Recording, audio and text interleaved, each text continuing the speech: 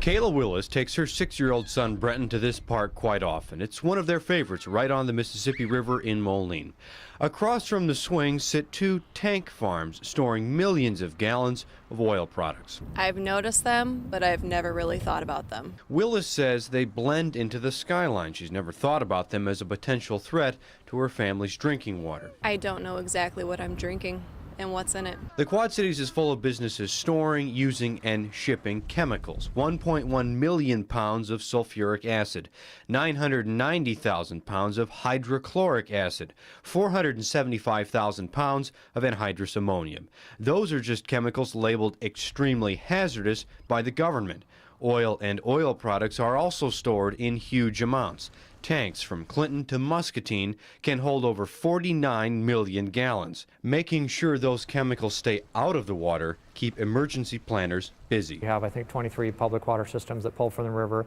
We have the National Wildlife Refuge right along the river. Dave Hokanson works on water quality projects for the Upper Mississippi River Basin Association. He says the Mississippi River has a lot of industry crammed into small areas. Particularly within the Twin Cities, the Quad Cities, and St. Louis, there are areas of very intense industrial use. Fire inspectors try to reduce those chemical inventories as best they can. Davenport Hazardous Material Coordinator Ed Grothus says he always asks businesses using hazardous chemicals if they can get by with less. There's no reason to be keeping, let's say, 50 cylinders of propane gas for your forklifts on site when this week you could get by with, say, 6 to 10. He says Davenport businesses have been receptive to the idea of storing less hazardous materials can bring down their hazmat permit fees.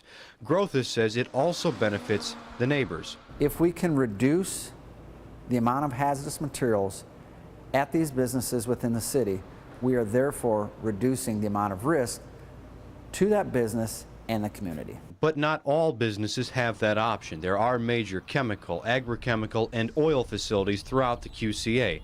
They supply the raw materials other businesses need to do their jobs. Other rules and inspections help keep their products on their property and out of the water. Back at the Moline Park. It's scary. I mean, I'm just an everyday person. I don't know, all the details of it, but it's scary. I mean, this is my water. Kayla says she trusts the city water plant to keep her drinking water clean, but she says it's a little unnerving to be raising her child around a potential soup of chemicals. Mark Stevens, KWQC, TV6 News.